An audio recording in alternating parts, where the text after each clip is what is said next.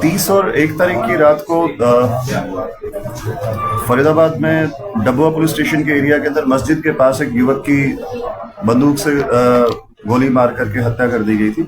उसी संदर्भ में एफआईआर नंबर 319 जो है वो डबुआ पुलिस स्टेशन के अंदर दर्ज हुई थी और इस मामले की गंभीरता को देखते हुए क्राइम ब्रांच डीएलएफ को इसकी जिम्मेवारी दी गई थी। क्राइम ब्रांच डीएलएफ के द्वारा इसमें जो नामजद आरोपी थे विजय और बिल्लू, इसके अलावा 3 अन्य आरोपियों को, कुल 5 आरोपियों को गिरफ्तार किया गया है।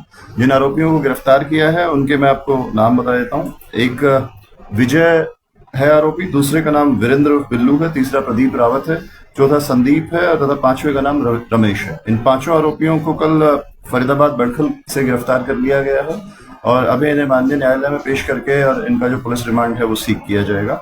जो रंजिश, जो इस घटना की जो वजह है जो सामने आई, वो अभी तक की पूछताछ में यह है कि 29 तारीख की शाम को जो प्रदीप रावत है आरोपी, उसका और मृतक कुणाल बढ़ाना का जो मित्र है रोहित अवाना, इनकी आपस में गाली गलौज हुई थी एसडीएम नगर के अंदर ही और उस टाइम पे बीच बचाव कर दिया गया था। ये अपने अपने ठिकानों पे चले गए थे, लेकिन 30 तारीख की शाम को रोहित अवाना ने दोबारा प्रदीप रावत जो है उसको फोन किया और उसके बाद इसमें दोनों तरफ से उनके जो साथी है वो भी कॉल पे कनेक्ट हो गए थे। प्रदीप के साथ साथ विजय भी कॉल पे कनेक्ट हुआ और रोहित के साथ कुणाल दूसरी तरफ से कॉल पे कनेक्टेड था। इनमें दोबारा गाली गलौज हुई और उसके बाद वो इस हद तक बढ़ गई कि इन्होंने एक दूसरे को चैलेंज किया और फिर मस्जिद चौक के ऊपर जो आरोपी है वो वहां पर पहुंचे और जो डिसीज जो है वो पहले से वहां पे मौजूद था और इन सभी जो आरोपी हैं जिनके द्वारा इस घटना को अंजाम दिया गया था 5 को, उन सभी को गिरफ्तार कर लिया गया है।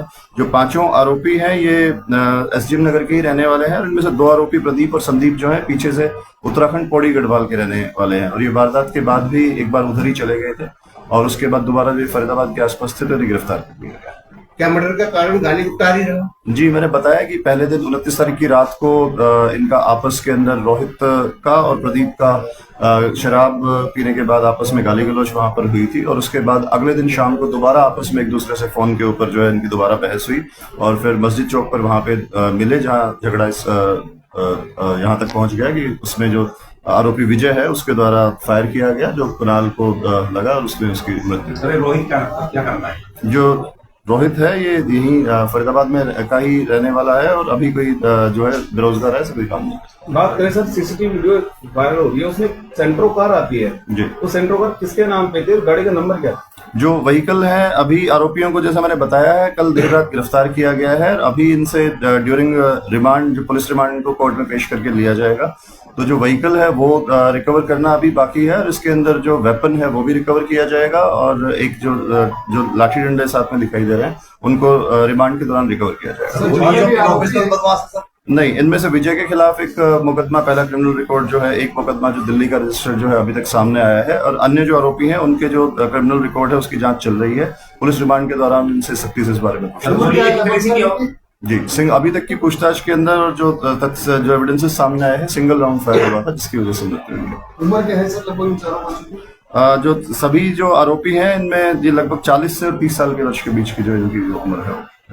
पिस्टल लाइसेंस भी जो रिवॉल्वर है जो अभी तक की पूछताछ में बताया गया है वो लाइसेंसी रिवॉल्वर है उसका, जिसे रिकवर करना अभी बकाया है। रिमांड के दौरान उसे रिकवर किया जाएगा। एसीपी साहब, कुणाल को जो है गाली गलौज की झगड़ा हुआ, लेकिन सीसीटीवी फुटेज में ऐसा लग रहा है जैसे वो बीच बचाव के सामने आया, उसको गोली लग गई, तो इसका कुछ खुलासा हुआ? नहीं, मैंने आपको पहले ही बताया कि रोहित और प्रदीप का पहले उनका झगड़ा हुआ था, उसके बाद दोबारा अगले दिन शाम को इनकी फोन पे गाली गलौज हुई है और उस दौरान जब मस्जिद चौक पे जब घटना हुई है वहां पे दोनों पक्ष के लोग थे। कुछ लोगों ने बीच बचाव करने की भी कोशिश की, लेकिन विजय ने उस दौरान तैश में आकर के वहां पे फायर किया जिसमें कुणाल की जो है वो हत्या हुई। एसीपी साहब, एक हफ्ते में 12 जो है मतलब वो आरोपी हैं हत्याएं हुई हैं।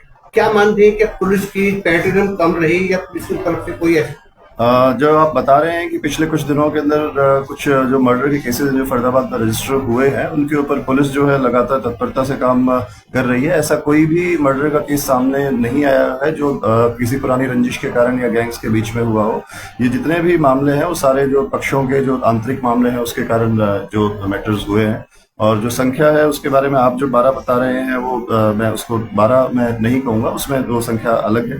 और लेकिन क्राइम ब्रांच के द्वारा कल भी आप लोगों को प्रेस कॉन्फ्रेंस के माध्यम से एक मैटर का खुलासा किया गया था और आज मैं इस मामले का खुलासा कर रहा हूँ। इसके अलावा 2 अन्य मामले हैं जिनके अंदर पुलिस जो है आरोपियों को गिरफ्तार कर चुकी है और जितने भी मैटर्स थे उन सभी के अंदर क्राइम ब्रांच ने जो आरोपियों की पहचान करके उनमें आरोपियों को गिरफ्तार कर लिया गया है, जिनमें आपको शीघ्र ही सब अलग अलग प्रेस कॉन्फ्रेंस के माध्यम से बताया जाएगा। सर, इसमें विजय गुजर का कहा जा रहा है कि इसने सरेंडर करा है, क्या सरेंडर कराया या गिरफ्तारी हुई? नहीं मैम, सभी आरोपियों को गिरफ्तार किया गया है और अब उन्हें कोर्ट में पेश करके उनका रिमांड किया जाएगा। सर कहाँ से गिरफ्तारी हुई है सर इन लोगों की? जी, आरोपी जो है इन सभी आरोपियों को बड़खल गांव से गिरफ्तार किया गया है और क्राइम ब्रांच की टीमें लगातार जिस दौरान ये भागे हुए थे इनके पीछे लगातार थी और उसके बाद इन्हें फरीदाबाद से गिरफ्तार किया। सर, बाद में ये जो मामला था वो पैसों के लेन देन का एंगल सामने आता, क्या ये भी कोई सामने आया? प्रारंभिक पूछताछ में इन्वेस्टिगेशन में जो चीजें सामने आई हैं उसके अंदर मैंने बताया कि ये उनका जो शराब पीने के बाद झगड़े के कारण ये वारदात हुई है। अभी तक का जो फाइनेंशियल ट्रांजैक्शंस और इस तरीके की जो बात बता रहे हैं वो सामने नहीं आए हैं, लेकिन रिमांड के दौरान इस बारे में पूछताछ की जाएगी और जितने भी एंगल्स इनके बीच में पहले जो पुराने रहे हैं उन सभी को जो है गहनता से उनकी जांच की जाएगी। कितनी देर बाद इनको गिरफ्तार किया गया?